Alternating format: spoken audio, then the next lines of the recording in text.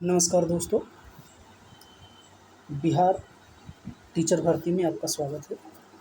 आज हम क्लास 6 का साइंस की बात करेंगे, वो भी चैप्टर नंबर 2 भोजन के घटक।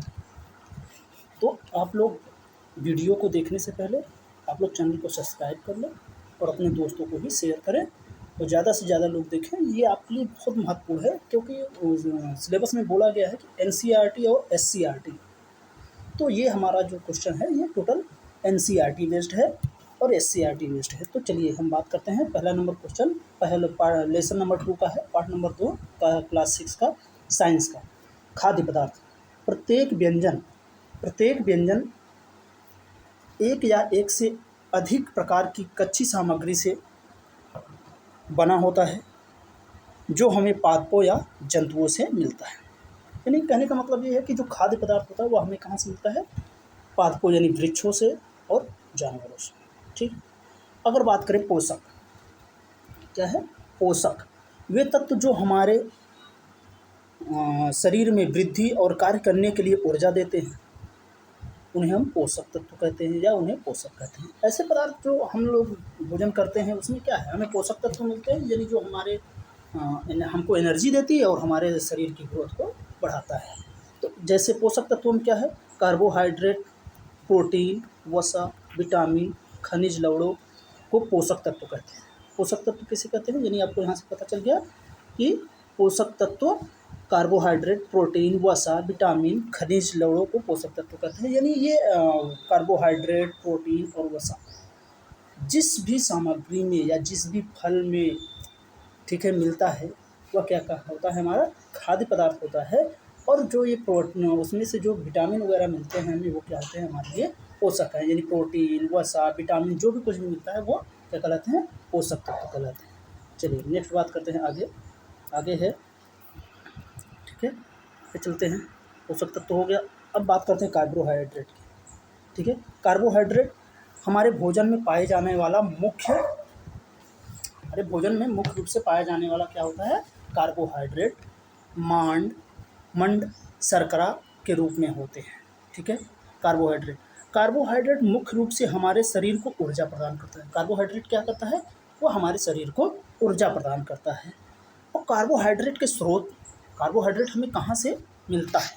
तो हम बात करें, हमें गेहूँ, चावल, आलू और क्या, शकरकंदी, मक्का, पपीता आदि जो है ये क्या है? यानी एक प्रकार से हम कह सकते हैं जो खाद्य पदार्थ है हमारे पास, फल, चावल, गेहूँ, दाल, ये सब जितने भी हैं ये सब क्या है? ये हमें कार्बोहाइड्रेट इनसे मिलता है। ठीक है। और बात करें प्रोटीन की बात करें तो यहाँ से देखते हैं, प्रोटीन बैंगनी रंग खाद्य पदार्थ में प्रोटीन की उपस्थिति ज़्यादा होता है। प्रोटीन क्या कहते हैं कि जैसे बैंगनी रंग, अब बैंगनी रंग, इनका कहने का मतलब है कि बैंगनी रंग के खाद्य पदार्थ में प्रोटीन की उपस्थिति ज़्यादा होती है। तो अगर हम बात करें, और वैसे आपको बात करें सबसे ज़्यादा प्रोटीन किस में मिलती है? सोयाबीन में। सोयाबीन में क्या होती है? सबसे ज़्यादा प्रोटीन मिलता है सोयाबीन। ठीक है, तो सोयाबीन में आपका नियर अबाउट 45% तक आपको उसमें प्रोटीन मिलता है। ठीक है। अगर प्रोटीन की आवश्यकता शरीर की वृद्धि, प्रोटीन की आवश्यकता हमें क्यों होती है? क्योंकि प्रोटीन की आवश्यकता हमारे क्या होती है? शरीर में वृद्धि और स्वस्थ रखने के लिए, शरीर को स्वस्थ रखने के लिए हमें प्रोटीन की आवश्यकता होती है। अब बात करें प्रोटीन के स्रोत। तो प्रोटीन के स्रोत जो होते हैं पादप में जैसे चना, मटर, राजमा, मूंगफली, सोयाबीन, जंतु के मांस, अंडे, मछली, दूध, पनीर। अब बात करते हैं, इन सब में प्रोटीन पाया जाता है। किसमें? चने में, मटर में, राजमा में, मूंग में, सोयाबीन में, जंतु के मांस में, अंडे, मछली, दूध व पनीर आदि। तो इसमें आपका जो सोयाबीन है, तो सोयाबीन में सबसे ज़्यादा प्रोटीन पाया जाता है, याद रखना। चलिए आगे देखते हैं।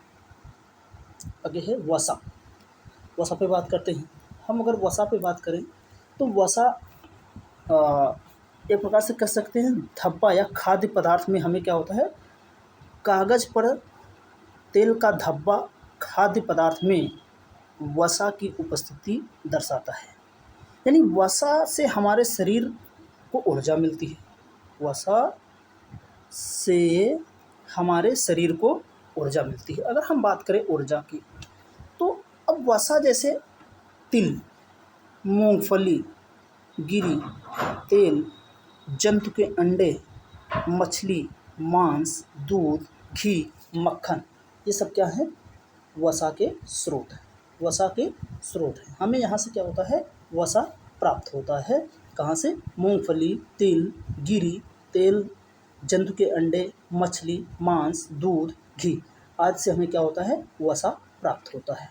ठीक है, तो चलिए, वसा क्या होता है? वसा हमारे शरीर में ऊर्जा की वृद्धि करता है, यानी हमारे शरीर को ऊर्जा देता है। एक प्रकार से कह सकते हैं वसा जो होती है वो ऊर्जा है। ठीक है, ऊर्जा देती है।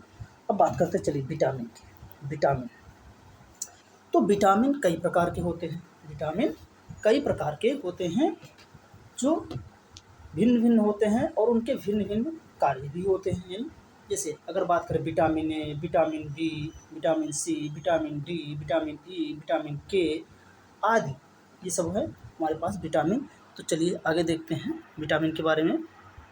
देखिए विटामिन ए, विटामिन ए। अब अगर हम बात करें vitamin A, vitamin B, vitamin C, vitamin D, तो अब हम देखें कि विटामिन ई और के नाम से जाना जाता है। विटामिन के एक समूह को विटामिन बी कॉम्प्लेक्स कहते हैं, विटामिन बी कॉम्प्लेक्स कहते हैं। अगर हम बात करें विटामिन का, तो आपको हम बताना चाहें विटामिन जो है, हाँ दोस्तों, जैसा कि आपको बताना चाहूँ, विटामिन हम लोग बात कर रहे थे विटामिन की, तो अगर हम बात करें vitamin A, vitamin A, vitamin B, vitamin C, vitamin D, vitamin E, vitamin के नाम से हम जानते हैं। अब विटामिन की कमी से होने वाले रोग, यानी विटामिनों के एक समूह को क्या कहा जाता है? पहली बात तो यही जान लेते हैं, विटामिनों के एक समूह को क्या कहा जाता है? Vitamin B complex, B complex. ठीक है, विटामिन बी कॉम्प्लेक्स हमारे शरीर में अल्प मात्रा में आवश्यकता होती है। अगर हम बात करें vitamin A, vitamin A, vitamin ए की कमी से होने वाले मुख्य रोग, पहला तो हो जाता है आपका रतौंधी, रतौंधी। ठीक है, रतौंधी हो गया। और आपका क्या हो जाता है? विशेष रूप से गले या छाती और पेट में एक प्रकार से संक्रमण उच्च जोखिम होता है। आपका केराटोमलेशिया, केराटोमलेशिया, प्रजनन संबंधी समस्या, यानी विटामिन ए से प्रजनन संबंधी समस्या, प्रजनन संबंधी, प्रजनन संबंधी समस्या। ठीक है, आपका क्या हो जाता है? प्रजनन संबंधी समस्या। अगर हम बात करें, ये हो गई समस्याएं। और बच्चों में विकास में देरी, बच्चों में विकास में देरी, यानी अगर कहा जाए विटामिन ए की कमी अगर बच्चों में होती है तो उनके विकास क्या होते हैं? रुक जाते हैं, बच्चों का विकास सही से नहीं होता है। अगर हम चलिए अब आगे बात करते हैं विटामिन ए के स्रोत। विटामिन ए के स्रोत हो गया आपका विटामिन ए स्रोत, स्रोत में आपका हो जाएगा दूध, दूध, गाजर, गाजर, पपीता, पालक, पपीता, और क्या? पालक आदि। ठीक है, ये हो गए आपके इसके स्रोत।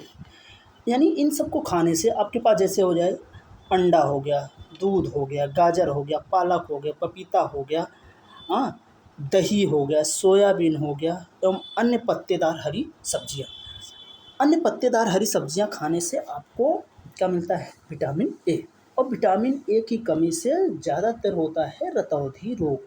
ठीक है, रतौंधी रोग, और बच्चों के विकास में कमी हो जाती है, यानी उनका विकास क्या होता है? और स्लो हो जाता है अगर उनके अंदर विटामिन ए की कमी होती है। चलिए अब बात करते हैं विटामिन बी का। अगर हम बात कर लें इस विटामिन बी की बात कर लें, तो विटामिन बी की कमी से होने वाला रोग क्या होता है? बेरी-बेरी।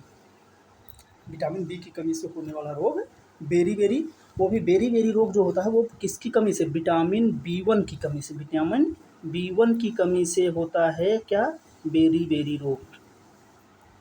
बेरी-बेरी रोग, ठीक है।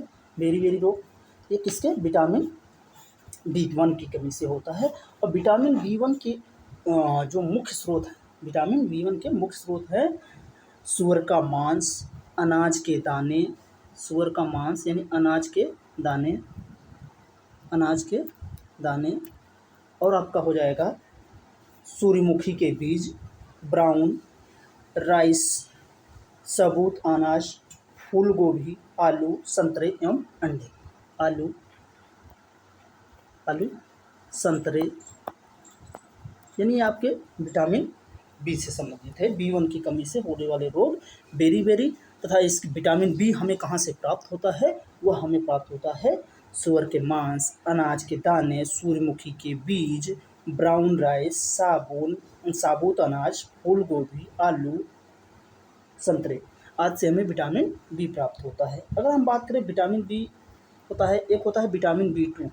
विटामिन बी2, तो विटामिन बी2 की कमी से एंगुलर स्टोमाइटिस रोग होता है। और विटामिन बी का मुख्य स्रोत केला, विटामिन बी का मुख्य स्रोत है केला, केला हो गया। और आपका दूध, दही, दूध दूध दूध हो गया, दही, मांस, दूध, दही, मांस आदि ये सब हमारे क्या हैं? विटामिन बी2 के स्रोत हैं। आप लोगों को ये स्क्रीनशॉट कर लीजिएगा, ठीक है। चलिए अब बात करते हैं विटामिन सी की। विटामिन सी की बात करें तो विटामिन सी की कमी से होने वाला मुख्य रोग जो होता है वह क्या होता है? स्कर्वी। विटामिन सी की कमी से क्या क्या होता है? स्कर्वी, यहाँ पे लिखते हैं स्कर्वी। विटामिन बी की कमी से स्कर्वी होता है। मसूड़े की सूजन यानी दांत की समस्या कह सकते हैं, दांत की समस्या, ठीक है, दांत में समस्या। और क्या होता है? त्वचा की समस्या यानी त्वचा में समस्या, त्वचा में समस्या, ठीक है। और आपका होता है संक्रमण रोग, ठीक है। तो विटामिन सी की कमी से मुख्यतः होने वाले रोग कौन से? स्कर्वी, दांत की समस्या और त्वचा में समस्या आदि होता है।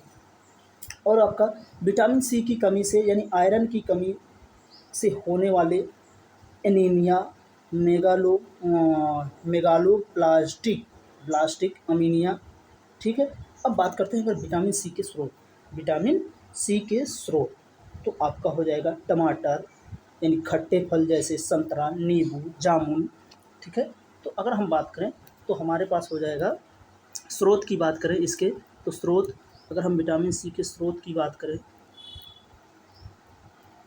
स्रोत तो इसमें हो जाएगा आपका खट्टे फल, एक प्रकार से अगर कहा जाए तो खट्टे फल जैसे में कौन कौन सा आपका हो जाएगा? संतरा, नींबू, और क्या? आंवला, और आपका हो जाएगा लीची, टमाटर आदि, ठीक है। जामुन, गोभी, अमरूद, शिमला मिर्च और पपीता। विटामिन सी के मुख्य स्रोत क्या होते हैं? खट्टे फल, संतरा, नींबू, आंवला, टमाटर, और आपका गोभी, अमरूद, शिमला मिर्च, लीची, कीवी फल, काले किशमिश आदि आपके ये विटामिन सी के स्रोत हैं, ठीक है। विटामिन सी के स्रोत हैं। चलिए आगे बात करते हैं विटामिन डी का। आगे बात करते हैं किस पे? Vitamin D. विटामिन डी की बात करते हैं तो विटामिन डी की कमी से होने वाला रोग रिकेट्स, होने वाला रोग यानी क्या है? अस्थियों और दांतों में दांतों में कैल्शियम का उपयोग करने के लिए हमारे शरीर की सहायता करता है। यानी इसकी कमी से विटामिन डी की कमी पहले लिख लेते हैं। विटामिन डी की कमी से होने वाला रोग यानी क्या होता है हमारे पास रिकेट्स, हड्डियों में कमजोरी, यानी हड्डियों में कमजोरी, हड्डियों में कमजोरी, हड्डियों में कमजोरी आ जाती है विटामिन डी की कमी से। और क्या बोलते हैं रिकेट्स, रिकेट्स नामक रोग हो जाता है विटामिन डी की कमी से। यानी विटामिन डी में अगर बात किया जाए तो सीधा सीधा कह सकते हैं कि कैल्शियम की कमी होती है। कैल्शियम की कमी होने के कारण हमारी हड्डियां कमज़ोर हो जाती हैं और रिकेट्स नामक बीमारी हो जाती है। और हड्डियों विटामिन डी की कमी से हो जाता है। तो अब बच्चों में अगर बात करें, बच्चों में अस्थमा हो जाता है। बच्चों में अस्थमा नामक बीमारी हो जाती है जो प्रिक्लेम्पसिया नामक बीमारी होती है। ये बच्चों में होती है विटामिन डी की कमी के कारण। तो अगर हम बात करें विटामिन डी के स्रोत, विटामिन डी के मुख्य स्रोत, विटामिन डी का मुख्य स्रोत है आपका मछली, संतरे का रस, दूध, मशरूम। अगर हम बात करें तो क्या हो जाएगा हमारे पास दूध,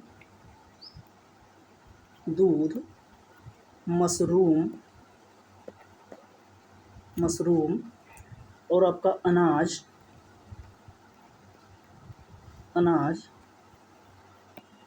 अंडे, हाँ, कॉड लीवर तेल,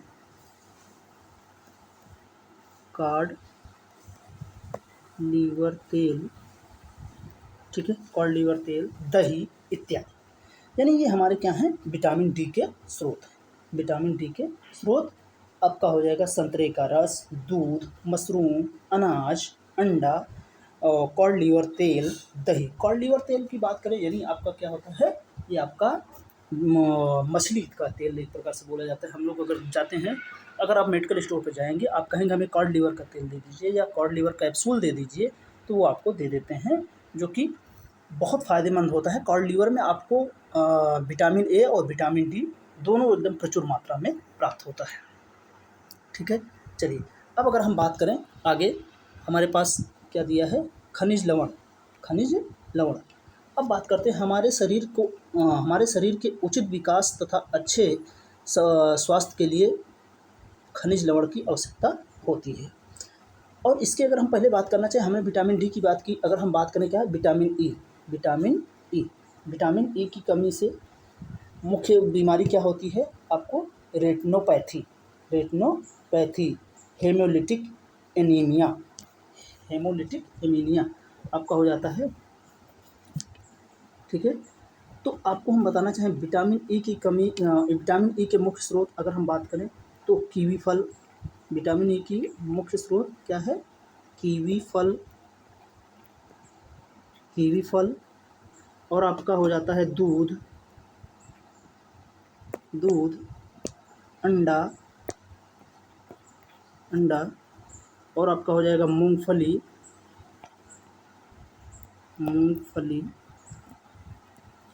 ठीक है, मूंगफली और आपका बादाम आदि ये आपके क्या है विटामिन ई के स्रोत है। और पत्तेदार हरी सब्जियां, बिना गर्म किए हुए वनस्पति तेल, गेहूं के बीज, साबुन यानी साबुत अनाज, ये सब आपका विटामिन ई के मुख्य स्रोत हैं। चलिए हम बात कर रहे थे खनिज लवण के। खनिज लवण देखते हैं, खनिज लवण क्या है हम बात कर लेते हैं। खनिज लवण हमारे शरीर के उचित विकास के लिए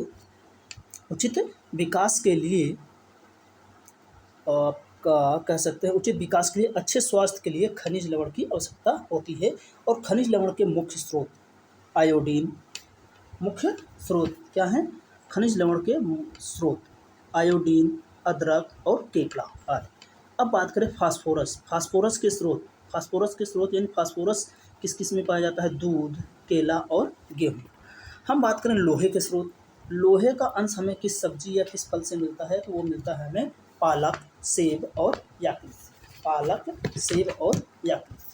अब बात करते हैं अगर हम कैल्शियम के स्रोत, तो अगर हम बात करें कैल्शियम के स्रोत।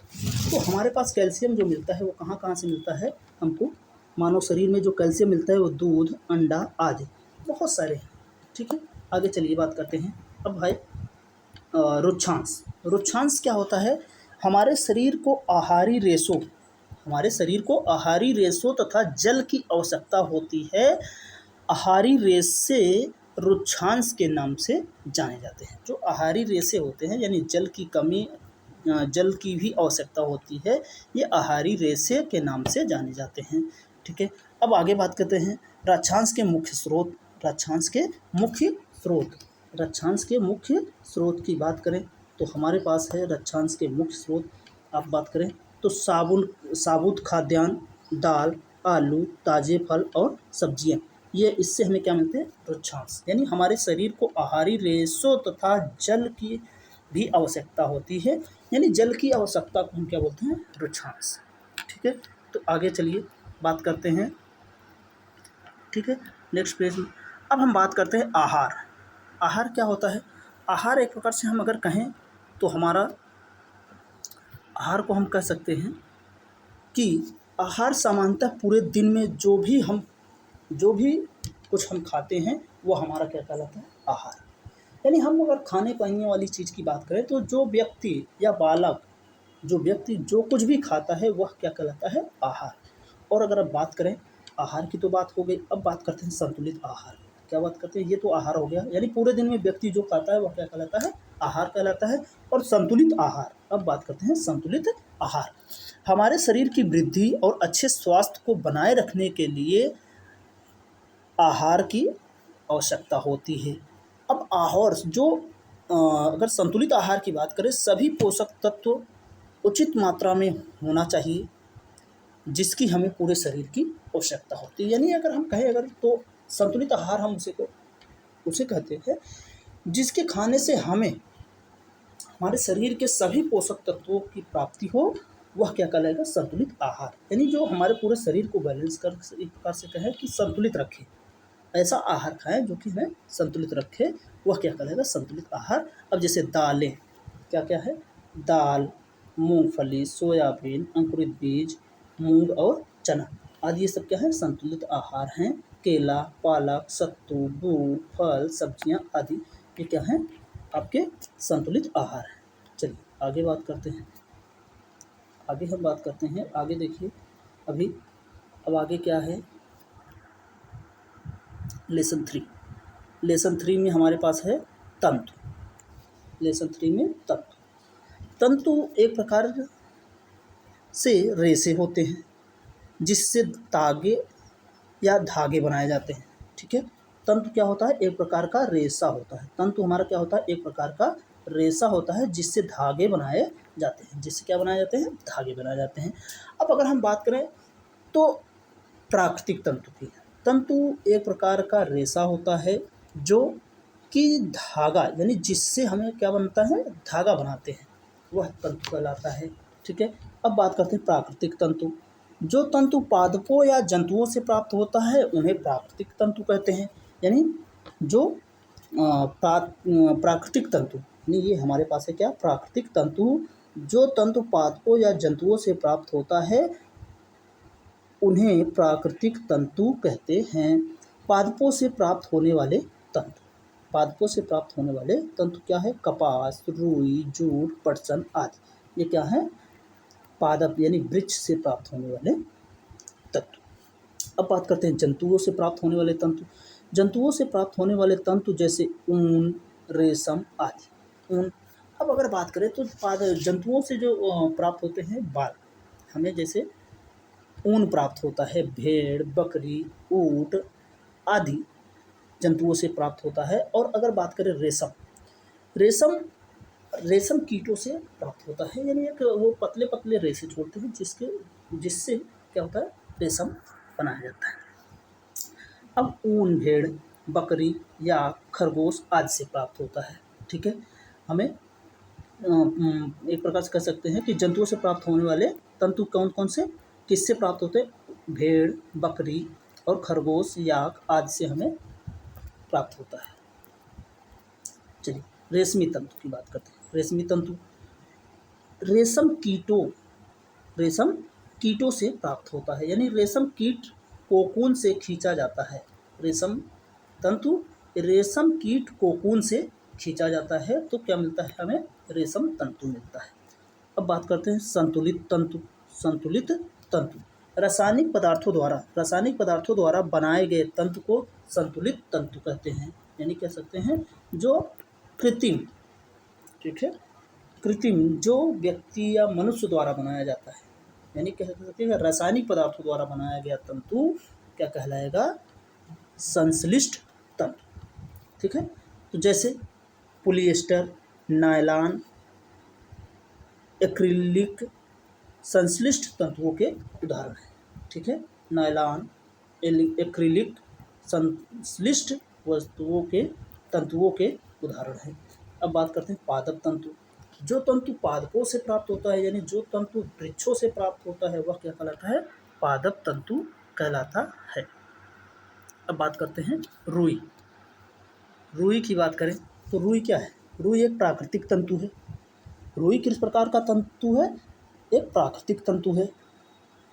अब जो कि हमें कहाँ से? जो पौधों से प्राप्त होता है। कपास की फसल कहाँ होती है? कपास की फसल काली मृदा तथा जलवायु उष्ण में होती है।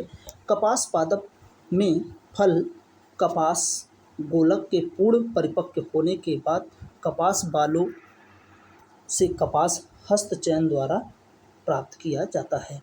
मतलब क्या है कि जब कपास के फल लगते हैं तो उसको फिर हस्तचयन मतलब इसको हाथों द्वारा निकाला जाता है, ठीक है। आगे बात करते हैं कपास ओटना किसे कहते हैं? तो कपास ओटना यानी कपास के बीजों को कंकतन द्वारा पृथक किया जाता है। इस प्रक्रिया को कपास ओटन कहते हैं, यानी कह सकते हैं कपास को बीज यानी कपास के बीजों से कंकतन द्वारा पृथक किया गया, यानी जो तंतु उसके कपास के बीज द्वारा निकाला जाता है, बीज से निकालने की प्रक्रिया को कपास ओटन कहते हैं।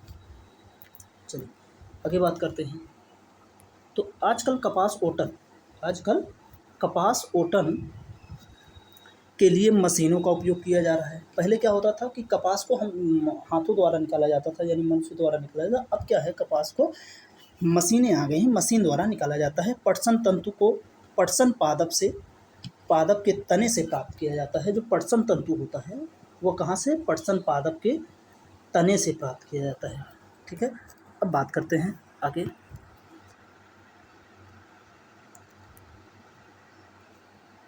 चलिए अब बात करते हैं भारत में पटसन प्रमुख रूप से पश्चिम बंगाल, बिहार और असम में उगाया जाता है। भारत में पटसन को प्रमुख रूप से पश्चिम बंगाल और बिहार और असम में उगाया जाता है। फसल कटाई के पश्चात पादपों के तने को कुछ दिनों तक जल में डुबाकर रखते हैं और पृथक पटसन तंतुओं से हाथों द्वारा पृथक किया जाता है। पटसन एक प्रकार से, जैसे आप लोग देखे होंगे, सन बोलते हैं ना, अब सनई अगर देहाती भाषा में कहा जाए तो सनई क्या होती है? काटने के बाद उसको जल में डुबो दिया जाता है 4, 6, 10 दिन। उसके बाद वो क्या होता है? फूल जाता है। फिर उसको व्यक्ति क्या करता है? उसे की धुलाई कर करके निकालता है पटसन, ठीक है। तो अगर हम बात करें आगे, चलिए आगे बात करते हैं, ठीक है। अब बात करते हैं अगर हम कताई। क्या है? कताई रेशों से तागा बनाने की प्रक्रिया को कताई कहते हैं। कताई किसे कहते हैं? रेशों से तागा बनाने की प्रक्रिया को कताई कहते हैं।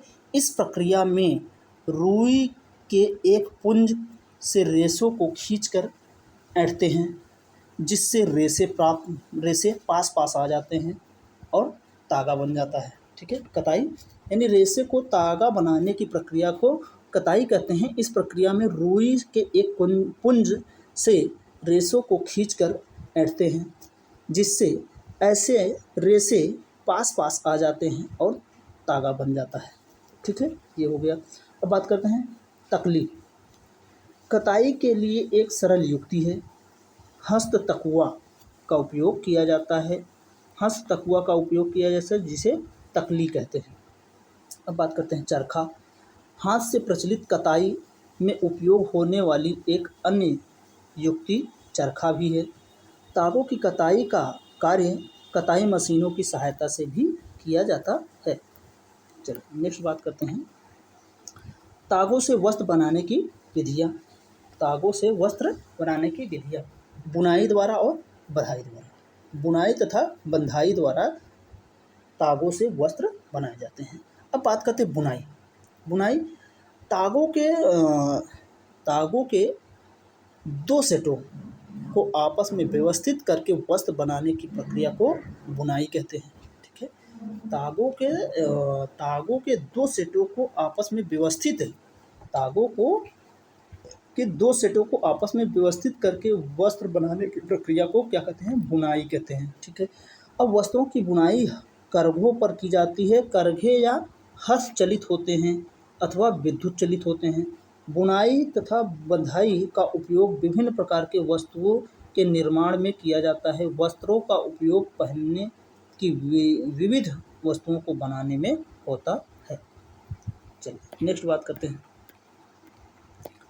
लेसन 4 हम आ गए लेसन 4 में। अब बात करते हैं लेसन 4 क्या था हमारे पास। ये है लेसन 4 दिया है वस्तुओं के समूह बनाना। अब बात करते हैं हमारे चारों ओर की वस्तुएं अनेक प्रकार के पदार्थों से बनी हैं। हमारे चारों ओर के वस्तुएं जो हैं क्या है अनेक पदार्थों से बनी हुई है। इन सभी वस्तुओं की आकृतियां, रंग तथा गुण क्या होते हैं? भिन्न भिन्न होते हैं। ठीक है, अब बात करते हैं हमारे चारों ओर की वस्तुएं एक या एक से अधिक पदार्थों से बनी होती हैं। जैसे कांच, धातुएं, प्लास्टिक, कागज, मृदा आदि। ये क्या है? पदार्थ हैं, समूह हैं। ठीक है, अब वस्तु एक ही पदार्थ है। वस्तु किसे कहते हैं? एक ही पदार्थ से बनी होती है, यानी एक ही वस्तु कई पदार्थों से भी बनी हो सकती हैं। एक ही पदार्थ से बनी वस्तु को तत्व कहते हैं, या एक ही वस्तु कई पदार्थों से बनी होती है जिसे हम क्या कहते हैं? वस्तु कहते हैं। अब बात करें पदार्थ। प्रत्येक वस्तु जिसका कोई निश्चित भार होता है, ठीक है, प्रत्येक वस्तु जिसका कोई निश्चित भार होता है तथा वह स्थान घेरती है तो पदार्थ कहलाता है। पृथ्वी में पदार्थ 3 प्रकार के होते हैं, यानी पृथ्वी पर पदार्थ 3 प्रकार के होते हैं, ठोस, द्रव और गैस। पदार्थ कितने प्रकार से पाए जाते हैं? ठोस, द्रव और गैस। पदार्थ किसे कहते हैं? जिसका कोई निश्चित भार यानी कहे तो द्रव्यमान होता है और वह क्या करती है? स्थान घेरती है तो वह क्या कहलाता है? पदार्थ कहलाता है। तो दोस्तों आप हमारे चैनल को सब्सक्राइब करें, ज़रूर कर लें ऐसे ही मज़ेदार साइंस पढ़ने के लिए, और आपको और भी बीपीएससी के एग्ज़ाम के लिए आपको और भी अच्छे क्वेश्चंस लाएंगे। हम पूरा आपको पढ़ाएंगे, क्लास 6 से 12 तक का टोटल पढ़ाएंगे। ठीक है, चलिए हम बात करते हैं ठोस पदार्थ की वह अवस्था जिसमें आकार तथा आयतन दोनों क्या होता है? निश्चित होता है। ठोस पदार्थ वह पदार्थ की वह अवस्था जिसमें आकार व आयतन दोनों क्या होती है? निश्चित होती है, ठोस पदार्थ कहलाता है। जैसे लकड़ी, लोहा, बर्फ का टुकड़ा आदि। अब बात करते हैं द्रव पदार्थ की वह अवस्था जिसका आकार निश्चित होता है परंतु आयतन निश्चित नहीं होता है। क्या होता है? द्रव पदार्थ की वह अवस्था है जिसका आकार अनिश्चित तथा आयतन निश्चित होता है। ठीक है बच्चों, देखना उल्टा बोल गए।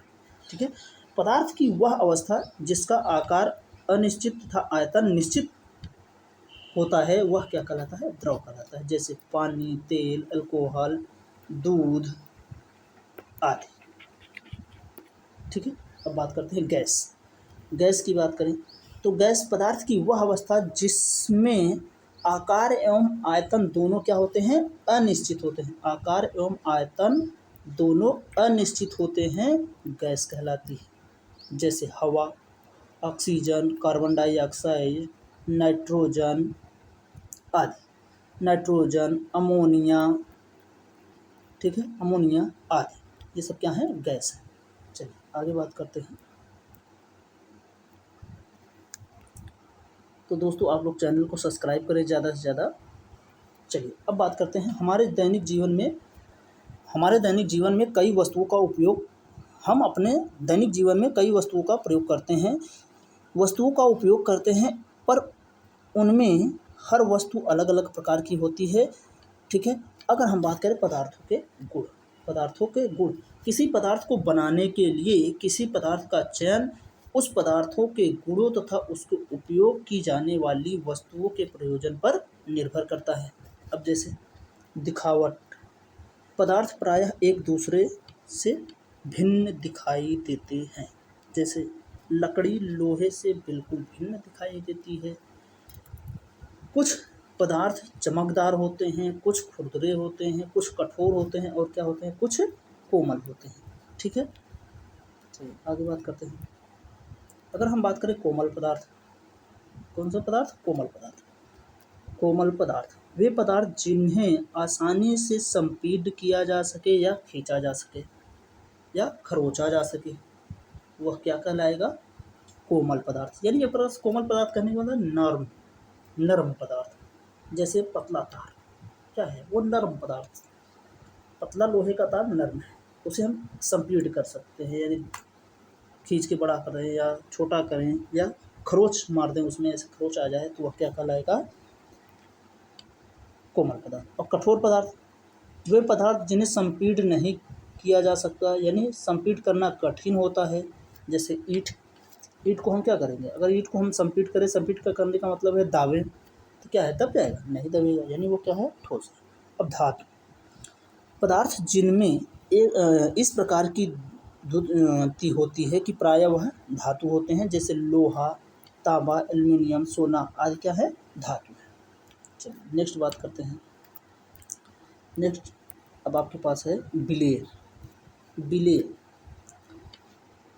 जो पदार्थ जल में घुल जाते हैं, वो क्या कहलाते हैं, बिलेय पदार्थ कहलाते हैं। जो पदार्थ जल में घुल जाते हैं वो क्या कहलाते हैं, बिलेय पदार्थ कहलाते हैं। जैसे पानी में नमक और पानी में यूरिया, पानी में चीनी।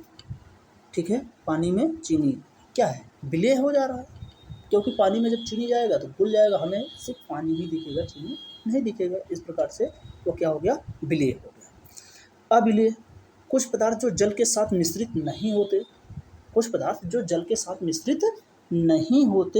वो क्या कहलाते हैं, अविलेय पदार्थ कहलाते हैं। जैसे पानी और धूल, पानी और कण, यानी हम कहें पानी और रेत, पानी व रेत क्या है, आपस में नहीं घुलेंगे। ठीक है। और अगर बात करें तो बस इतना तो बहुत है, पानी और शीशा, यानी अगर हम बात करें पानी और शीशा। ठीक है, तो ये क्या है, अविलेय पदार्थ। अब बात करते हैं पारदर्शिता, यानी पारदर्शी पदार्थ कह सकते हैं वह पदार्थ जिसके एक तरफ से, यानी कह सकते हैं पारदर्शी पदार्थ, यानी एक तरफ से देखने पर दूसरी तरफ का भी वस्तु दिख जाए, वह क्या कहलाएगा, पारदर्शी पदार्थ कहलाएगा। यानी पदार्थों का वह कण जिसमें प्रकाश को स्वयं से पार जाने की अनुमति होती है। चलिए ये भी सही है। ठीक है, यानी जिसमें पारदर्शी पदार्थ किसे कहते हैं, पदार्थ का वह गुण जिसमें प्रकाश को स्वयं से पार जाने की अनुमति देता है, यानी इस पार से उस पार निकल जाए, वह पदार्थ क्या कहलाएगा, पारदर्शिता पदार्थ या पारदर्शी पदार्थ। अब पारदर्शी ऐसा पदार्थ जिसके आर पार देखा जा सके। अच्छा, इसमें प्रकाश देख लो, पारदर्शिता में प्रकाश पास होना है, और पारदर्शी में ऐसा पदार्थ जिनके आर पार देखा जा सकता है, पारदर्शी पदार्थ कहलाता है। पारदर्शी पदार्थों में प्रकाश आर पार जा सकता है। ठीक है, जैसे कांच, जल, वायु। ठीक है। अपारदर्शी पदार्थ वे पदार्थ जिनमें से होकर आप वस्तुओं के आर पार नहीं देख सकते हैं, यानी एक प्रकार से कहा जाए वह पदार्थ जिसमें प्रकाश एक इस पार से उस पार या एक तरफ से दूसरी तरफ नहीं गमन कर सकता, वह अपारदर्शी पदार्थ कहलाता है। जैसे धातुएं, लकड़ी, लोहा आदि ये क्या है? अपारदर्शी पदार्थ हैं। अब बात करते हैं परभासी। परभासी ऐसे पदार्थ जिसमें आप वस्तु को आर पार देख तो सकते हैं परंतु स्पष्ट रूप से नहीं, इन पदार्थों को परभासी पदार्थ कहते हैं। यानी ऐसा पदार्थ जिसमें आर पार दिख तो रहा है परंतु क्या है, एकदम क्लियर नहीं दिख रहा है, वह पदार्थ क्या कहलाता है? परभासी पदार्थ कहलाता है। जैसे बटर पेपर, बटर पेपर, मोटी कांच। ठीक है। अब हम बात करते हैं आर्किमिडीज के सिद्धांत, आर्किमिडीज का सिद्धांत। चलिए आगे बात करते हैं आर्किमिडीज का सिद्धांत, प्रिंसिपल ऑफ आर्किमिडीज। जब कोई वस्तु किसी द्रव में पूरी या आंशिक रूप से डुबोई जाती है तो उसके भार में कमी का आभास होता है। भार के इस आभासी कमी वस्तु द्वारा हटाए गए द्रव के भार के बराबर होता है। इसे आर्किमिडीज का सिद्धांत कहते हैं। यानी हम इसे कहें तो आर्किमिडीज का सिद्धांत क्या है कि किसी द्रव में किसी वस्तु को पूर्ण रूप से या आंशिक रूप से डुबोए जाने पर उसके भार में क्या होती है? कमी आ जाती है।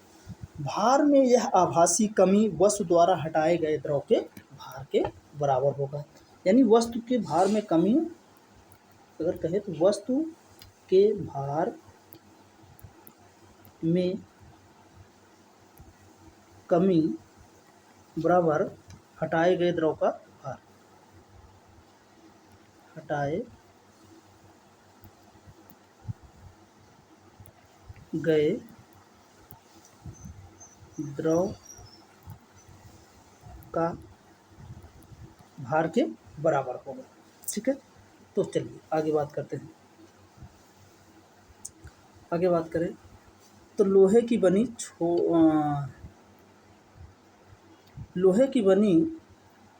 छोटी जहाज गेंद या छोटी गेंद क्या होती है?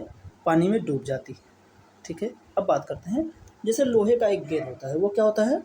पानी में डूब जाता है, जबकि बड़ा जहाज तैरता रहता है, क्योंकि जहाज द्वारा विस्थापित किए गए जल का भार उसके भार के बराबर होता है। हम लोग देखते हैं, अपने जीवन में देखा है कि छोटा कंकड़ क्या होता है? पानी में डूब जाता है। तो क्या है?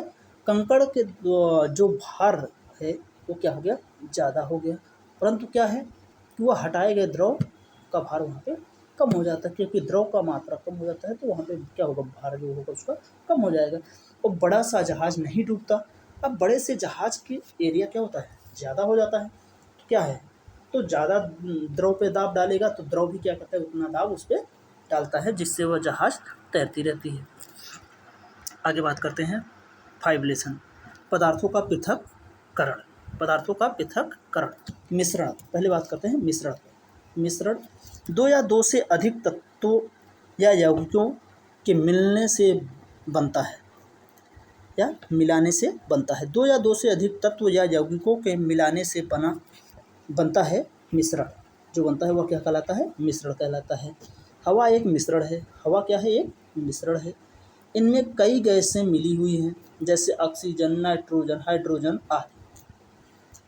अब बात करते हैं पृथक्करण की विधियाँ। पृथक्करण की विधियाँ, पृथक्करण की विधियाँ। अब बात करते हैं पहले हस्तचयन, हस्त के द्वारा यानी हाथ के द्वारा पृथक्करण करना। किसी मिश्रण में हानिकारक तथा अनुपयोगी पदार्थों का हाथ से चुनकर अलग करना हस्त पृथक्करण कहलाता है। जैसे गेहूँ, चावल, दाल से पत्थर को बिनना। अब जैसे हमारे पास चावल है, उसमें कंकड़ है, तो क्या है? हाथों द्वारा हम बिन लेते हैं कंकड़ को, तो यह क्या कहलाएगा? हस्त पृथक्करण विधि कहलाएगा। अब थ्रेसिंग, सूखे पौधों की डंडियां अनाज को पृथक करने को थ्रेसरिंग कहते हैं। यानी जैसे हम गेहूँ मड़ाते हैं थ्रेसर के द्वारा, थ्रेसर वही चीज़ है यहाँ पे थ्रेसरिंग, यानी सूखे पौधे। जैसे बैलों की सहायता से मशीन का उपयोग किया जाता है। ठीक है। अब बात करते हैं आगे बात करते हैं तो निष्पावन विधि, निष्पावन पृथक्करण विधि पवन अथवा वायु के झोंकों द्वारा किसी मिश्रण के अवयव को पृथक करने की विधि को क्या कहते हैं? निष्पावन विधि कहते हैं। ठीक है। अब जैसे किसान भूसे से अनाज का निकालना, भूसे से अनाज का निकालना क्या कहलाता है? निष्पावन विधि, पृथक्करण विधि। अब चालन द्वारा आटे से अशुद्धियों को पृथक करना चालन विधि कहलाता है। चालन विधि में मतलब किसी भी वस्तु को क्या है? किसी भी वस्तु को चाल के निकालना, यानी चालना। जैसे हम आटे को, रोटी बनाने से पहले आटे को चालते हैं, उससे क्या होता है? हमारे पास है जो रॉ मटेरियल होता है वो क्या होता है? अलग हो जाता है। जैसे गेहूं का छिलका। ठीक है। जैसे रेत से कंकड़, पत्थर से पृथक करना, कंकड़ तथा पत्थर पृथक करना वहाँ से भी हो जाता है। अवसाधन विधि, अवसाधन पृथक्करण विधि। किसी तरल मिश्रण में भारी ठोस पदार्थों के नीचे बैठने की प्रक्रिया को अवसाधन कहते हैं। जैसे जल की तली में भारी कण नीचे बैठ जाते हैं, यह पृथक्करण विधि क्या कहलाती है? अवसाधन पृथक्करण विधि कहलाता है। अब बात करते हैं निस्तारण पृथक्करण विधि।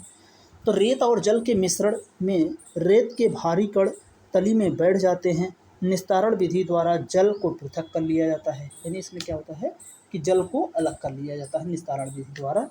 जैसे रेत है और जल है, तो रेत क्या होगी? नीचे बैठ जाएगा किसी बर्तन में, और जल को क्या करते हैं? निकाल लेते हैं किसी दूसरे बर्तन में। तो जल में महीन कण को अलग करना निस्तारण विधि द्वारा होता है। और निस्यंदन विधि मिश्रण पदार्थ में ठोस या द्रव को अलग करने की विधि को निस्यंदन विधि कहते हैं। जैसे रेतीले जल से स्वच्छ जल को प्राप्त करना, अब बात करते हैं वाष्पन विधि पृथक्करण। जल को उसके वाष्प में परिवर्तन करने की प्रक्रिया को वाष्पन कहते हैं। ठीक है। जल को उसके वाष्प में परिवर्तित करने की विधि को वाष्पन कहते हैं। जैसे सूर्य के प्रकाश से जल गर्म होकर वाष्प द्वारा धीरे धीरे वाष्पन द्वारा धीरे धीरे वाष्प में बदल जाता है। ठीक है। अब बात करें नमक।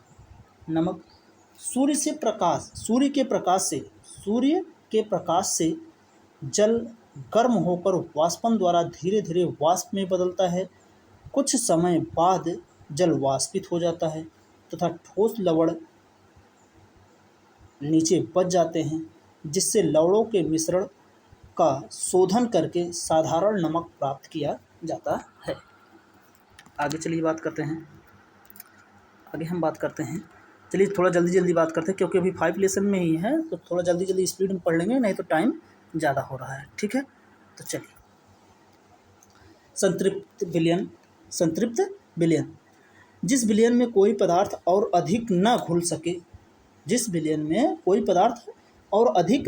सके वह उस पदार्थ का संतृप्त विलयन कहलाता है। ठीक है। वह क्या कहलाता है? संतृप्त विलयन कहलाता है। अब बात करते हैं विलय का। कुछ पदार्थ जल में घुल जाते हैं, जैसे पानी और नमक। ठीक है, ये हम लोग पढ़ चुके हैं। अब आगे बात करते हैं किसी पदार्थ के विलयन को गर्म करने पर उसमें और अधिक पदार्थ घोला जा सकता है। चैप्टर नंबर 6 हमारे चारों ओर के परिवर्तन की बात करें तो हमारे चारों ओर बहुत से परिवर्तन अपने आप होते रहते हैं। जैसे खेतों में फसलें समयानुसार बदलती रहती हैं। ठीक है। अब बात करें पत्तियों का रंग बदलता रहता है, सूख कर पेड़ों से गिर जाता है। जब पत्ते निकलते हैं तो पहले वह क्या होते हैं? हरे होते हैं। फिर मतलब पहले हल्का एकदम नरम सा होता है, पीला सा, फिर उसके बाद हरा होता जाता है, एकदम कड़ा हरा हो जाता है। फिर उसके बाद देखते हैं बाद में क्या होता है, वो पीला होके पुनः से क्या होता है? पौधों से गिर जाता है और धीरे धीरे वह काला हो जाता है। ये क्या है? परिवर्तन है। फूल खिलते हैं और फिर मुरझा जाते हैं, ये परिवर्तन है। चलिए अब बात करते हैं उत्क्रमित परिवर्तन। पदार्थ को गर्म करके किसी अन्य पदार्थों के साथ मिश्रित करके उसमें परिवर्तन किया जा सकता है। ठीक है। अब बात करें उत्क्रमित उत्क्रमित इसमें कुछ परिवर्तन किया जा सकता है, जबकि कुछ में परिवर्तन को उत्क्रमित नहीं किया जा सकता। उत्क्रमित परिवर्तन ऐसे परिवर्तन जिनको पुनः अवस्था में लाया जा सकता है, यानी जैसे किसी भी वस्तु के अवस्था में परिवर्तन किया गया और वह पुनः उसी अवस्था में वापस लाया जाए तो आ जाए, तो यह क्रिया क्या कहलाती है? उत्क्रमित परिवर्तन क्रिया कहलाती है। जैसे आटे को लोई को बेल कर रोटी बनती है और इससे पुनः लोई में परिवर्तन किया जा सकता है। ठीक है, चलिए ये तो बुक में दिया है, वैसे तो हम आपको बताना चाहें तो उत्क्रमित परिवर्तन में जैसे आपका जल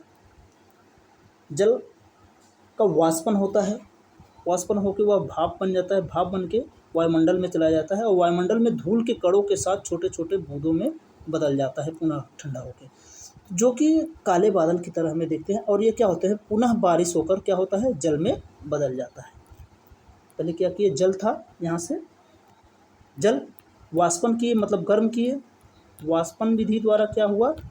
वाष्प में बदल गया। वाष्प धूल के कणों के साथ मिलकर छोटे छोटे बूंदों में बदल जाता है और वो वायुमंडल में जाके क्या होता है? ठंडा हो जाता है और फिर बारिश के द्वारा हमें क्या होता है? जल पुनः प्राप्त हो जाता है। तो यह क्रिया कह सकते हैं कि उत्क्रमण क्रिया है। अब बात करते हैं प्रसार। जब कोई वस्तु गर्म करते हैं, जब किसी वस्तु को गर्म करते हैं या तो वह क्या होती है? उसके आयतन या क्षेत्रफल में क्या होता है? प्रसार हो जाता है, पिघलने लगता है, तो इसे क्या कहते हैं? प्रसार कहते हैं। संकुचन। जब किसी वस्तु को गर्म किया जाता है तो वह फैल जाता है और ठंडा होने पर वह सिकुड़ जाता है, इसे ही संकुचन कहते हैं। इस क्रिया को संकुचन कहते हैं। चलिए आगे बात करते हैं आवर्ती परिवर्तन। आवर्ती परिवर्तन वह परिवर्तन जिसकी नियमित समय अंतरालों के बाद पुनरावृत्ति होती है, वह आवर्ती परिवर्तन कहलाता है। जैसे सूरज का उगना क्या है? आवर्ती परिवर्तन है। अनावर्ती परिवर्तन वह परिवर्तन जिसकी नियमित समय अंतरालों के बाद पुनरावृत्ति नहीं होती, वह क्या कहलाती है? अनावर्ती परिवर्तन। यानी जैसे किसी वस्तु का किसी निश्चित ताप पर द्रव अवस्था में परिवर्तित हो जाना गलनांक कहलाता है और पुनः वह उस अवस्था में न आए तो यह क्या होगा कि आपका अनावर्ती परिवर्तन हो जाएगा। गलन कहें या गलनांक। किसी वस्तु का वह निश्चित ताप जिस पर द्रव अवस्था में परिवर्तित हो जाता है, वह क्या कहलाता है? उसका गलनांक कहलाता है। और वाष्पन की बात करें तो वाष्पन जल को उसके वाष्प में परिवर्तन करने की प्रक्रिया को वाष्पन कहते हैं। यानी किसी जल को इतना वो ऊष्मा दिया जाए कि वह क्या हो जाए? वाष्प के रूप में या भाप के रूप में परिवर्तित हो जाए, तो इस प्रक्रिया को वाष्पन कहते हैं। जैसे सूर्य के प्रकाश से जल गर्म होकर वाष्पन द्वारा धीरे धीरे वाष्प में बदल जाता है। ठीक है, आगे बात करते हैं 7 पौधों को जानिए। क्लास 6 का 7 नंबर चैप्टर साग। हरे एवं कोमल तने वाले पौधे को साग कहते हैं। साग या हम लोग साग बोलते हैं देहाती भाषा में, तो हम कह सकते हैं हरे व कोमल तने वाले पौधे को साग कहते हैं। झाड़ी। कुछ पौधों में शाखाएं तने के आधार के समीप से निकलता है। तना कठोर होता है परंतु अधिक मोटा नहीं होता, इन्हें झाड़ी कहते हैं। ठीक है, अब वृक्ष की बात करें। कुछ पौधे बहुत ऊंचे होते हैं, इनके तने सुदृढ़ एवं गहरे भूरे होते हैं। इसमें शाखाएं भूमि से अधिक ऊंचाई पर तने के ऊपरी भाग से निकलती हैं, तो इन्हें क्या कहते हैं? वृक्ष कहते हैं। चलिए आगे बात करते हैं लता। कमजोर तने वाले पौधे सीधे खड़े नहीं हो सकते, यानी कह सकते हैं ऐसे पौधे, कमजोर तने वाले पौधे जो सीधे अपने बल पर नहीं खड़े हो सकते हैं, ये भूमि पर फैल जाते हैं, इन्हें ही क्या कहते हैं? लताएं कहते हैं या लता कहते हैं। अब बात करते हैं आरोही। कुछ पौधे आसपास के ढांचों की सहायता से ऊपर चढ़ जाते हैं, ऐसे पौधे आरोही कहलाते हैं। तने पौधे को सहारा देते हैं और जल खनिज परिवहन की सहायता करते हैं। जैसे मनी प्लांट का पौधा, ये क्या है? आरोही पौधा कहलाता है। फलक। पत्ती के चपटे हरे भाग को फलक कहते हैं। जो पत्ती होती है, किसी भी पौधे की पत्ती होती है, जो चपटा भाग होता है, पत्ती के चपटे हरे भाग को फलक कहते हैं। और सिरा, पत्ती की इन रेखित संरचनाओं को सिरा कहते हैं। यानी जैसे पत्ते को एक तरफ देखेंगे एकदम चिकना होता है और दूसरी तरफ हल्के रेसे दिखते हैं, तो जो जिस तरफ रेसे दिखते हैं वह क्या कहलाता है? सिरा कहलाता है। और जिस साइड में पत्ता एकदम चिकना होता है वह क्या कहलाता है? फलक कहलाता है। चलिए आगे बात करते हैं सिरा विन्यास। सिरा विन्यास, सिरा विन्यास घास की पत्तियों में यह सिराएं एक दूसरे के समांतर होती हैं।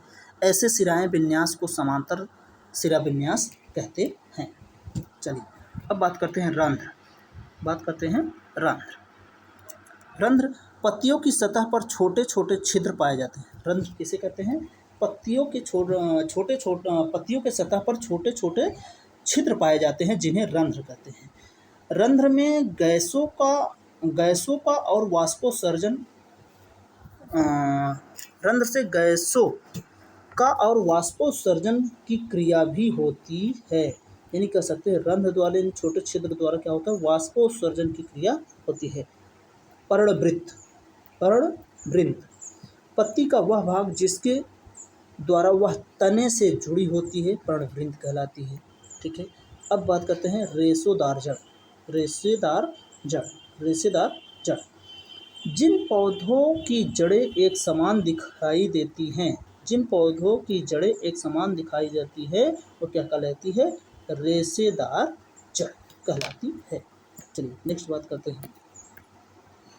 रेशेदार जड़ हो गया आपका मूसला जड़। पौधों में मूसला जड़, जिन पौधों की मुख्य जड़ सीधे मिट्टी के अंदर जाती है, ऐसे जड़ों को मूसला जड़ भी कहते हैं। आप लोगों को अगर लगे कि वीडियो ज़्यादा लंबा हो रहा है तो आप लोग वीडियो की स्पीड बढ़ा लेना, उसे स्पीड बढ़ा के पूरा देखना, ठीक है? क्योंकि वीडियो आप पूरा नहीं देखेंगे तो आपको बातें नहीं समझ में आएंगी। ये छोटी छोटी बातें हैं जो कि प्राइमरी, यानी अगर हम कहें तो बिहार शिक्षा की प्राइमरी और अपर के लिए, दोनों के लिए उपयोगी है। चलिए शरीर में गति। हमारे शरीर में स्वतः ही अनेक गतियाँ निरंतर होती रहती हैं। शरीर में गति हमेशा होती रहती है, यानी हमारे कहें तो शरीर में स्वतः ही अनेक गतियाँ निरंतर होती रहती हैं, जैसे चलना, टहलना, दौड़ना, उड़ना, छलांग मारना, तैरना, रेंगना आदि। ये क्या है? गतिविधियाँ हैं।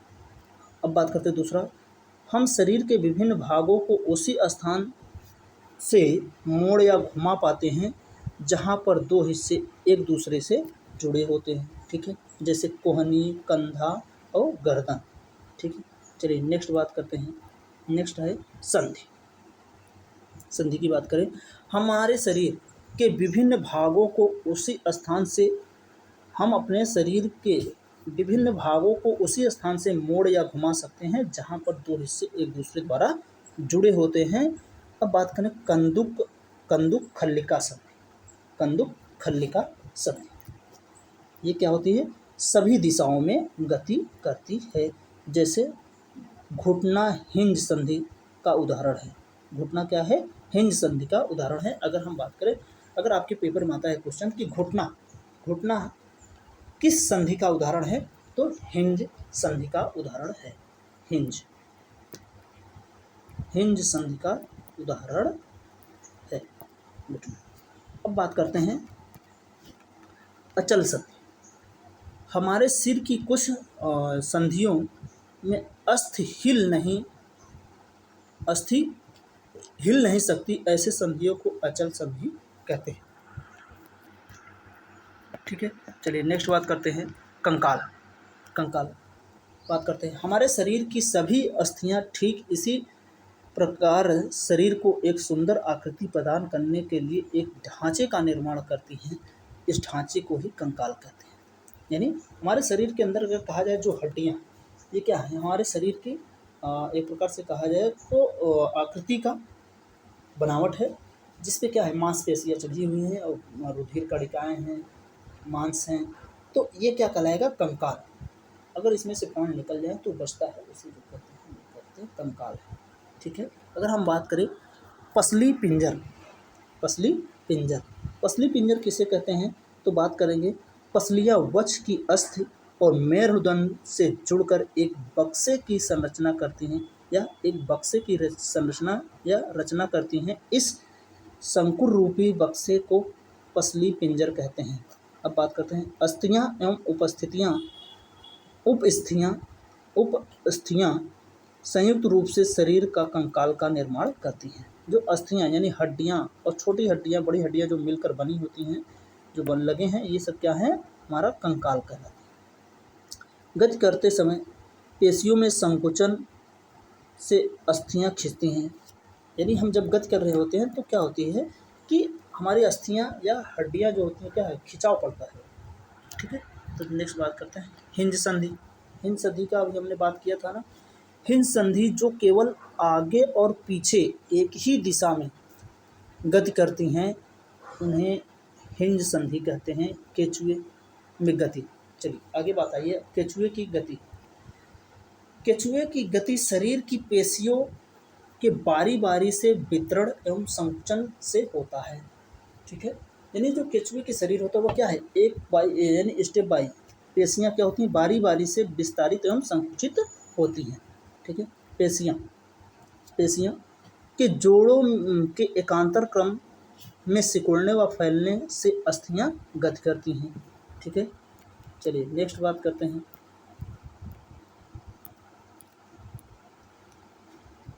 पेशियाँ पढ़ चुके। मछली के शरीर पर पंख होते हैं जो तैरते समय जल में संतुलन बनाए रखने में एक दिशा निर्धारण में सहायता करती हैं। अगला चैप्टर है पौधों को जानिए, साख।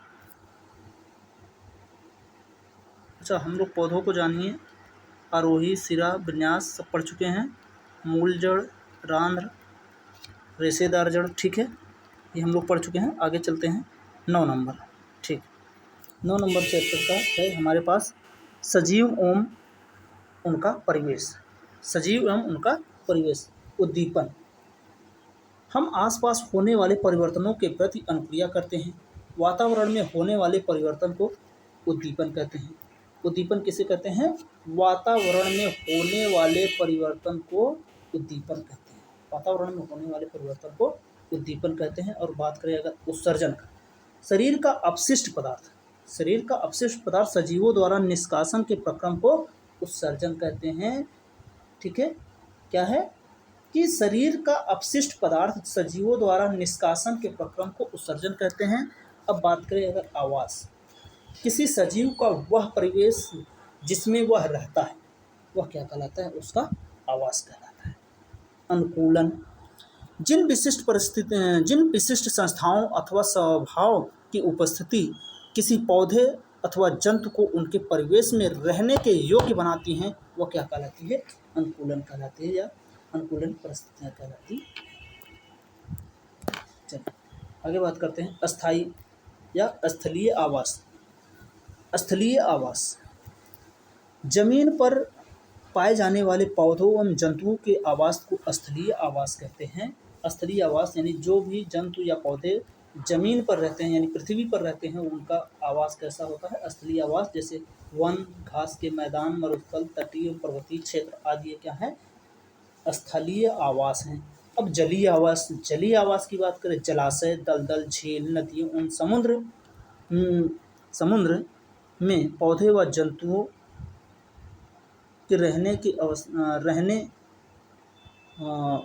में, यानी जो कह सकते हैं प्रकाश ऐसे कहा जाए कि जलाशय यानी जो पौधे व जंतु जल में रहते हैं, वह उनका क्या कहलाता है, आवास जलीय आवास कहलाता है। जैसे मछली क्या है, जलीय आवास में रहती है, जल में रहती है। जैव घटक, परिस्थितिकी तंत्र में सजीव घटकों को जैव घटक कहते हैं। परिस्थितिकी तंत्र में सजीव घटकों को जैव घटक कहते हैं। इसमें पेड़, पौधे और जंतु होते हैं।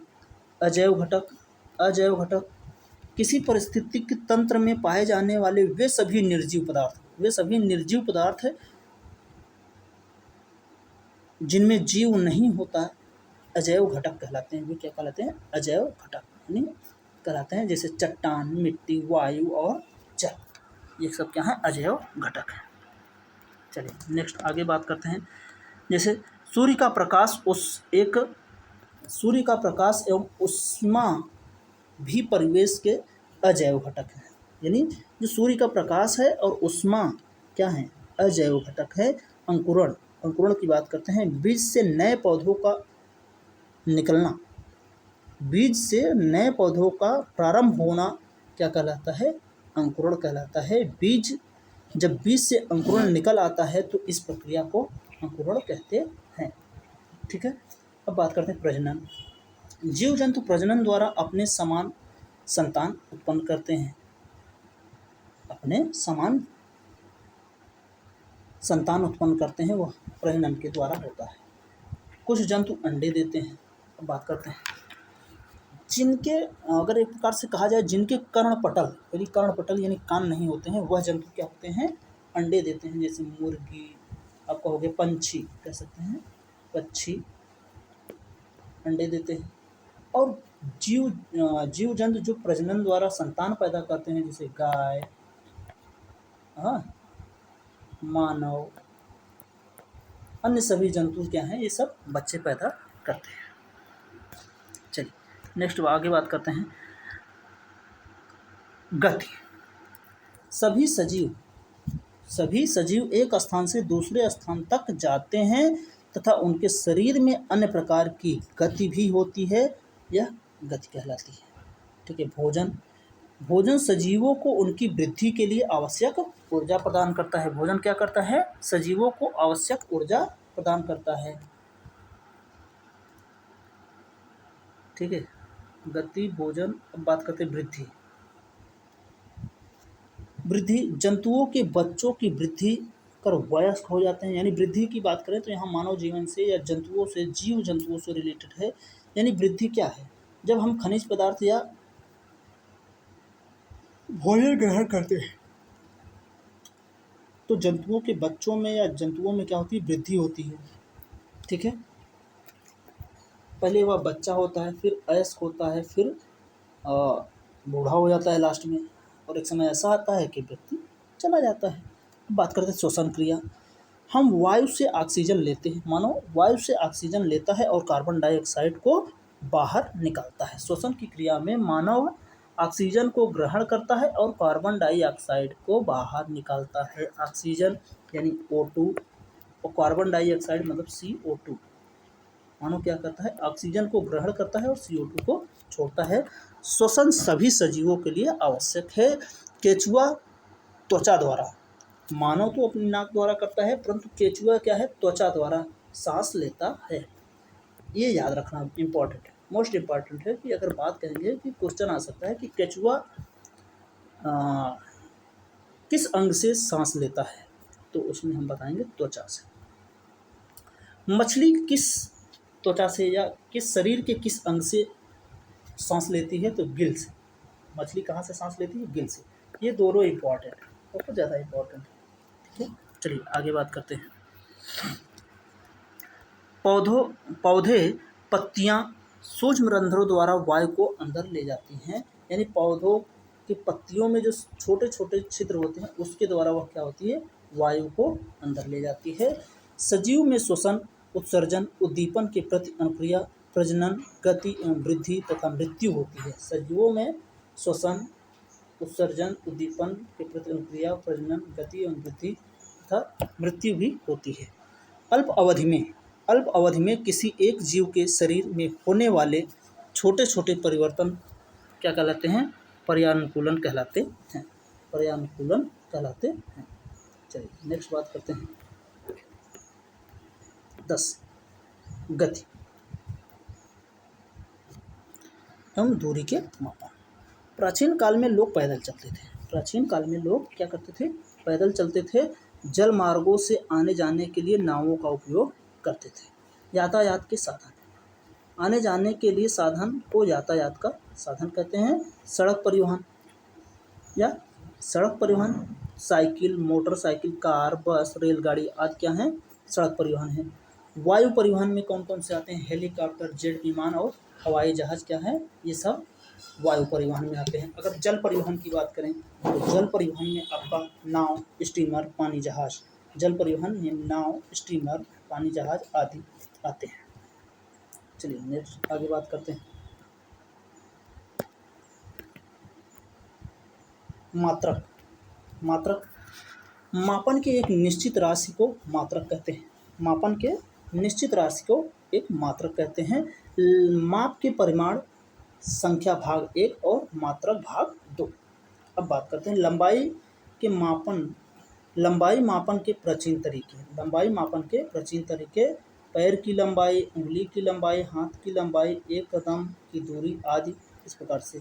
लंबाई मापने के आधुनिक तरीके मिलीमीटर, सेंटीमीटर, मीटर, किलोमीटर आदि। ठीक है, इस प्रकार से मापा जाता था। पहले के व्यक्ति क्या थे, वो पैर की लंबाई से, उंगलियों की लंबाई से, हाथ की लंबाई से नापते थे। कहते थे नहीं 4 हाथ है, 5 हाथ है, या 10 कदम है, 20 कदम है। पहले ये ऐसे लोग नापते थे क्योंकि इनके पास मापन के लिए ज्ञान नहीं था। अब तो मापन के लिए ज्ञान आ गया है। लंबाई मापने का आधुनिक तरीका अब तो मिलीमीटर, सेंटीमीटर, किलोमीटर कई प्रकार से नाप रहे हैं। ठीक है, तो आगे चलिए बात करते हैं।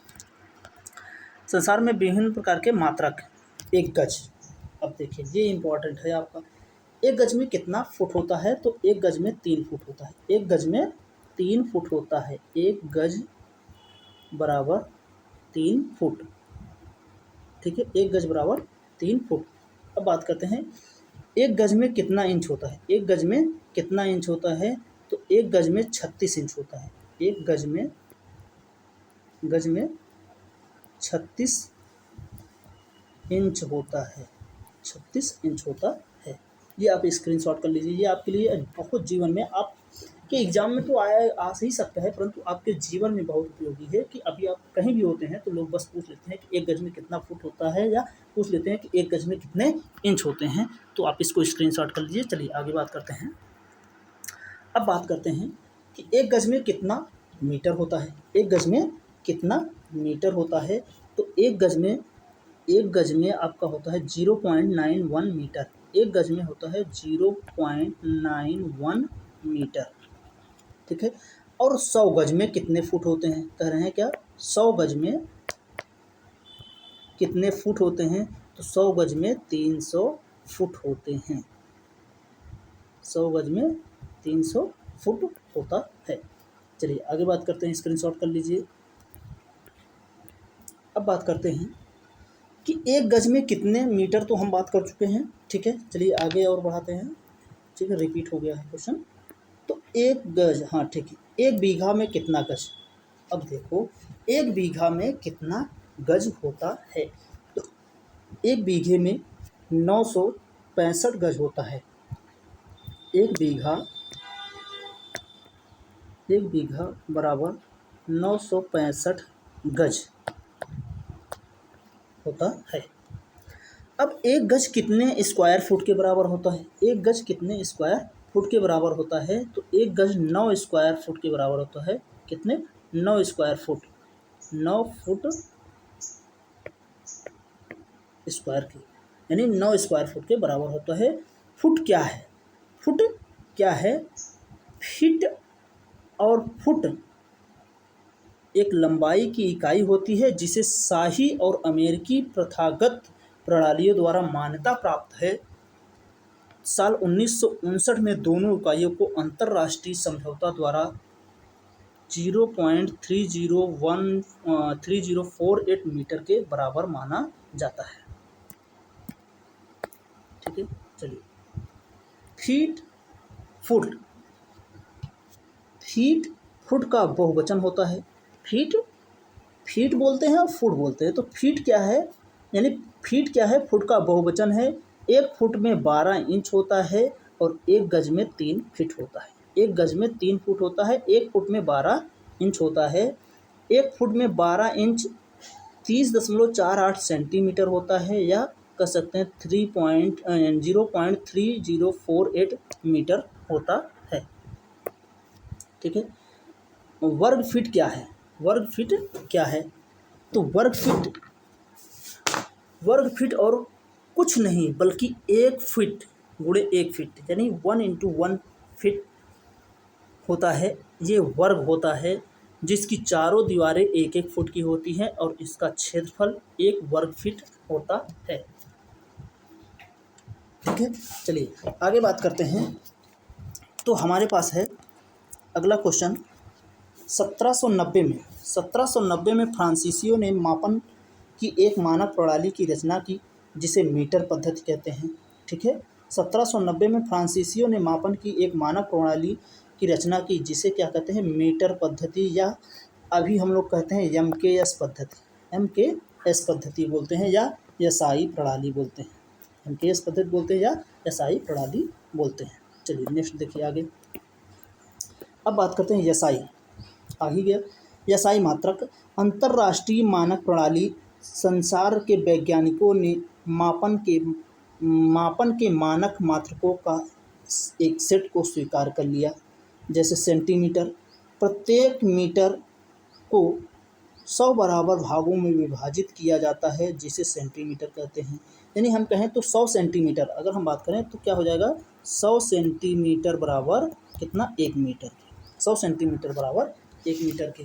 अगर हम बात करें कि 1 मिलीमीटर या 1 सेंटीमीटर के 10 बराबर भाग को क्या कहते हैं, 1 मिलीमीटर कहते हैं। यानी अगर हमारे पास सेंटीमीटर है तो उसका एक भाग क्या कहलाएगा, मिलीमीटर। अब अगर हम बात करें 100 सेंटीमीटर होता है तो 100 सेंटीमीटर में अगर हम बात करें, चलिए हम बात करते हैं कि 1 मीटर बराबर 100 सेंटीमीटर, 1 सेंटीमीटर बराबर 10 मिलीमीटर।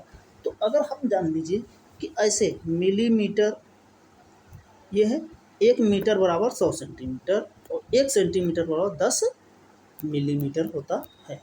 चलिए नेक्स्ट बात करते हैं। ठीक है, तो आगे अब हमारे पास मिलीमीटर वाला हम पढ़ चुके हैं। किलोमीटर की बात करें तो किलोमीटर लंबी दूरियों के मापन के लिए एक बड़ा मात्रक का प्रयोग है जो 1 किलोमीटर किसके बराबर, 100 मीटर के बराबर होता है। तो आप लोगों को हम बताना चाहें कि आपको इसका कन्वर्जन आना चाहिए। जैसे हमारे पास है मिलीमीटर और क्या, सेंटीमीटर, डेसीमीटर, ठीक है, मीटर, फिर होता है डेकामीटर और होता है हेक्टोमीटर और होता है किलोमीटर। तो याद रखना कि जब छोटा मात्रक इसमें क्या है, सबसे छोटा मात्रक कौन है, मिलीमीटर। ये क्या है, छोटा है। ठीक है, और ये क्या है, बड़ा है, छोटा और बड़ा। तो ध्यान दीजिएगा कि अगर मिलीमीटर से किलोमीटर यानी छोटे से बड़े की तरफ जा रहे हैं तो जो भी संख्या दिया रहेगा उसके बटे हम क्या करेंगे, 1000 कर लेंगे। यानी 1000 कहने का मतलब ये नहीं है हमारा, देखिए हमारा कहने का रीज़न ये है कि जैसे हमारे पास क्या है, दे दिया कि 1 किलोमीटर बराबर कितने मीटर। हम अभी बात करते हैं, इसी सवाल पे बात करते हैं। ये एक होता है हमारे पास दिया है क्या, किलोमीटर। हमारे पास किलोमीटर यहाँ है 1। अब देख रहे हैं कहाँ जा रहे हैं, हमें मीटर पे आ रहे हैं, यानी यहाँ आ रहे हैं तो ऊपर जा रहे हैं। तो ऐसे लिखेंगे 1 × 1 मीटर, क्योंकि किलोमीटर को छोड़ दीजिए 1 2 3, इसके आगे 3 जीरो लगा लेंगे, क्या हो गया, इतना मीटर हो गया। ठीक है, इसी प्रकार से अगर कहा जाता कि 1 किलोमीटर में कितने सेंटीमीटर, तो यहाँ पे कुछ नहीं, 1 किलोमीटर लिखते 1 और उसके बाद देखते किलोमीटर छोड़ देते 1 2 3 4 और 5, यानी कहें तो 1 2 3 4 5, तो इसके आगे 5 जीरो हम लगा देंगे तो क्या हो जाएगा, ये हो गया सेंटीमीटर में, इतना सेंटीमीटर। ठीक है, अब चलिए बात करते हैं वक्र रेखा। ठीक है, वक्र रेखा विभिन्न प्रकार की आकृतियों को मापने के लिए धागे का प्रयोग करते हैं। फिर धागे से मापक से मापना चाहिए, जैसे वृत्तों का मापन। ठीक है, आगे चलिए बात करते हैं गति की बात करें तो गति समय के साथ किसी वस्तु की स्थिति में परिवर्तन को गति कहते हैं। समय के साथ किसी वस्तु की स्थिति में परिवर्तन को गति कहते हैं। मतलब अगर कहा जाए तो v = हो जाएगा S2 - S1 / T2 - T1। इसका मात्रक हो जाएगा मीटर पर सेकंड। ठीक है। और वर्तुल्य गति, जब कोई वस्तु किसी वृत्ताकार पथ पर गति करती है तो इस प्रकार की गति को क्या कहते हैं, वर्तुल्य गति। जैसे सुई की घड़ी, पंखे का पंखुड़ियाँ आदि क्या करती हैं, वर्तुल्य गति करती हैं। आवर्ती गति, जब कोई वस्तु किसी निश्चित पथ पर गतिमान हो और किसी निश्चित समय अंतराल में बार बार उसी गति को दोहराती है तो इस प्रकार की गति को क्या कहते हैं, आवर्ती गति कहते हैं। जैसे उदाहरण के लिए पृथ्वी का सूर्य के चारों ओर परिक्रमा करने में 365.5 दिन का समय लगता है तथा इतने समय अंतराल में के बाद अपनी पूर्व गति को दोहराती है। ठीक है, ये हो गया हमारा आवर्ती गति। चलिए और हम बात करते हैं हृदय का धड़कन भी क्या है, आवर्ती गति है। झूले में झूलना भी आवर्ती गति है। घड़ी की सुइयों की गति क्या है, आवर्ती गति कहलाता है। ठीक है, ये सब हो गया आपकी गति। अब बात करते हैं घूर्णन गति। घूर्णन गति, जब कोई वस्तु अपने अक्ष पर गति करती है तो इस गति को घूर्णन गति कहते हैं। जैसे पृथ्वी के परितः चंद्रमा द्वारा गति करना, पृथ्वी के परितः चंद्रमा द्वारा गति करना, या हमारे शरीर में रुधिर की परिसंचरण क्या कहलाती है, घूर्णन गति है। चलिए आगे बात करते हैं। चलिए बस यहीं पे समाप्त हो गया। बहुत बहुत धन्यवाद, आप लोगों ने देखा। आप हमारे चैनल को सब्सक्राइब करें, चैनल को सब्सक्राइब जरूर करें, सब्सक्राइब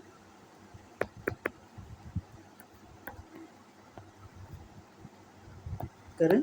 और अपने दोस्तों को, आपको किसी भी जानकारी के लिए हमारा मोबाइल नंबर 7897771875 पर व्हाट्सएप करें, व्हाट्सएप कर सकते हैं। किसी भी सुझाव या जानकारी के लिए आप हमें व्हाट्सएप करें। धन्यवाद।